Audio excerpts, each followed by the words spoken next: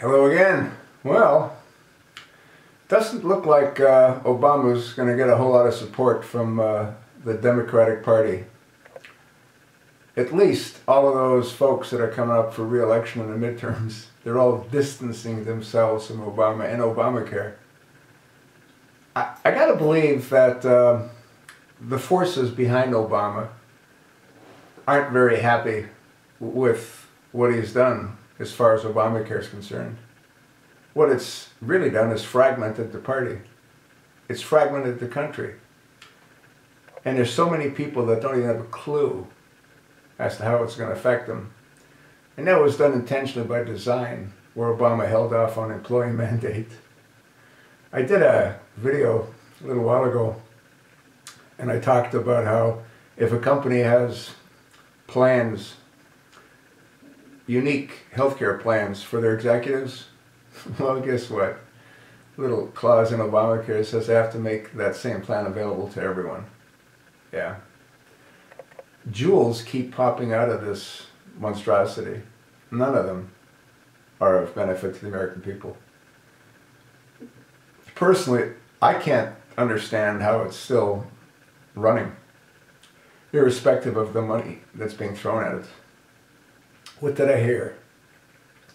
I heard the majority of signups aren't for Obamacare. No. They're for free Medicaid. Yeah. And the number that I heard that might have signed up for Obamacare was like maybe 300,000. I got to stop using that name because it upsets my dog.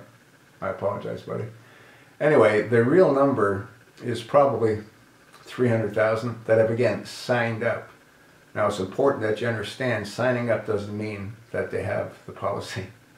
That just means they signed up. And the problem is that most of what's being submitted to the insurance company is fragmented, isn't complete, isn't legible. And out of those that do get approved, how many send in their payment? There's no way to track it. The software doesn't allow them to be able to track it. Are you sort of getting the picture that maybe it doesn't work? Huh? It was never intended to work. Distract, divert, to deceive. That's a phrase that I've pretty much adopted, and I've used it countless times throughout many of my videos. Distract, divert, to deceive. That's what this administration does.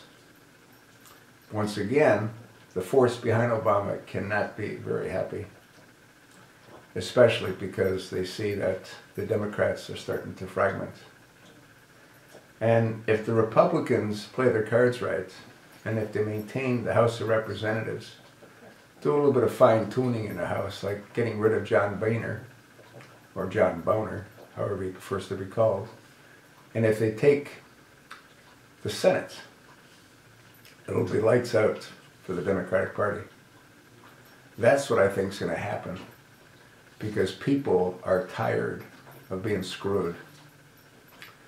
The people thought that only the mega rich would get screwed. That isn't what's happened. Everybody's getting screwed.